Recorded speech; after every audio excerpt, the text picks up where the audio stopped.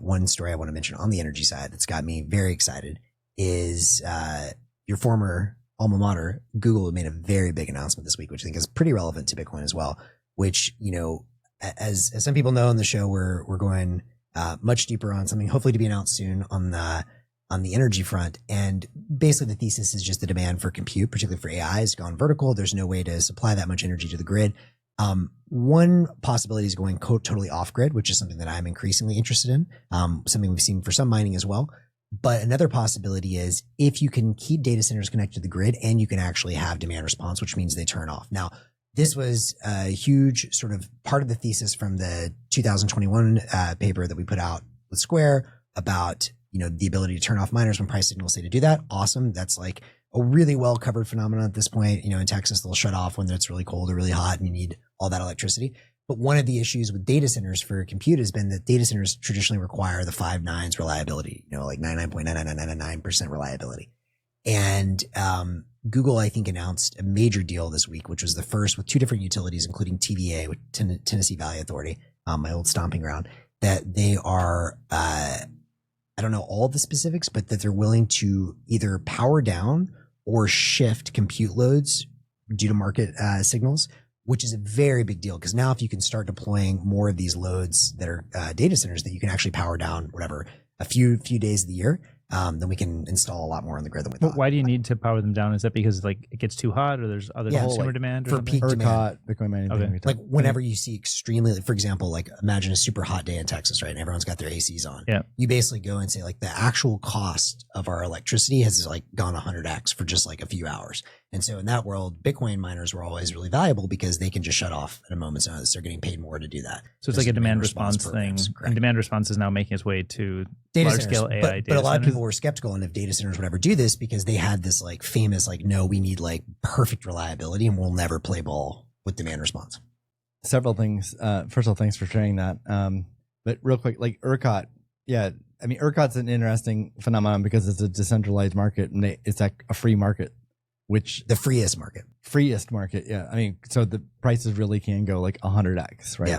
Or even 1,000x. Like people can get bankrupt. Some people could complain because like, obviously if like your energy bill is 100 times more for a week or whatever, that's pretty devastating to consumers, businesses, etc.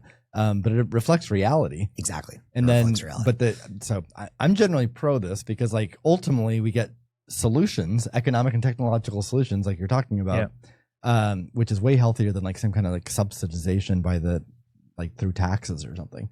I had not seen that article until you sent it out. First thing I'd say is a good use of AI, because I first read the article like people would have done for decades, and I couldn't find the nugget I was looking for. I wanted to see how are they doing the demand response, because like you said, historically data centers are like we'll never shut off. Yeah. So I wanted to find, and I could, and it's probably in there, but like I didn't, a quick scan by me didn't find it. So then I just fed it into 3 different LLMs. Yeah, that's cool. And interestingly, one of the 3 gave me the answer right away. So it's like beautiful, right? I actually forget which. I think it was Claude. Claude beat out ChatGPT-5, which I've been disappointed with so far. Yeah, we should have that. And then and Grok, but Claude pointed out. So I'll give you a couple of examples, and I learned really quickly. One is YouTube, video processing that can be like deferred, and then the other is like with their AI. So like if it's inference or something, well, you need that to keep running because literally people are typing in a query like I did and expect a response. But if you're training or something, that can be paused for 2 hours or 4 hours, and so they do have a couple of examples. So my takeaway from that, first of all, super cool. Demand response. It's going to be super economical for Google because as we've seen with Bitcoin miners, literally in the summer in Texas, Bitcoin miners make more money off of ERCOT paying them than they do mining Bitcoin. Yeah. Because there's so few systems that allowed being turned off during high demand. But I actually am more bearish on Bitcoin after reading the Google thing because in my mind prior to that, like Bitcoin was like the only unique. Thing. Yeah. And now all of a sudden, there's some like legitimate things, expenses and activities that big tech's doing that can be competitive. turned off and competitive. So that hurts Bitcoin. Although I think it's going to be a massively growing market and they all win. Exactly. But it does introduce a competitor. But it might help because often it validates the market as well. And all of a sudden then, okay, it's acceptable to do that. It's harder to decentralize the AI inference stuff compared to like going out to like the stranded energy in Africa and collecting some of that to do Bitcoin mining, right?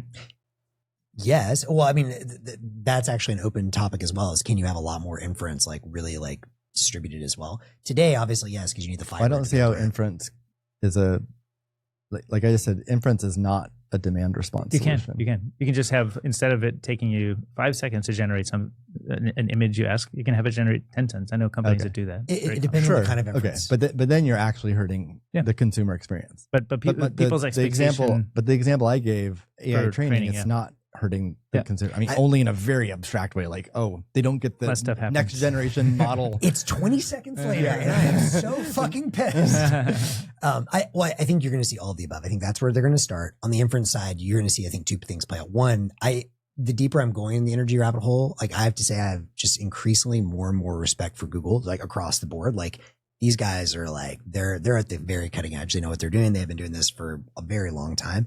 But you're going to see, I think they're particularly uniquely positioned to be able to shift loads more. So as an example, let's say, and I think this is the difference between, let's say, a Google search and, the kind of inference you would do with like a deep research with a Grok or whatever.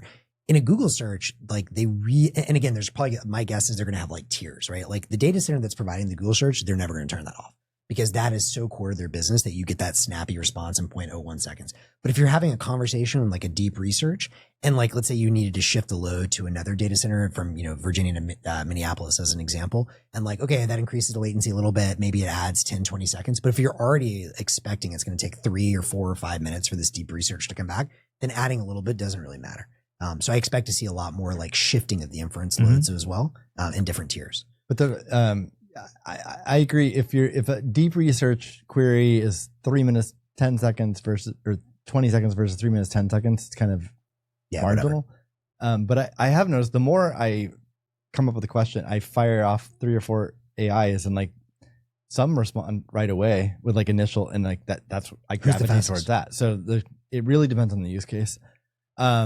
Also, another way to distribute the load here is like, well, if I've got a data center in Texas and it's super hot in the summer, I don't not process stuff for my customers. I just do it in a different location. Exactly.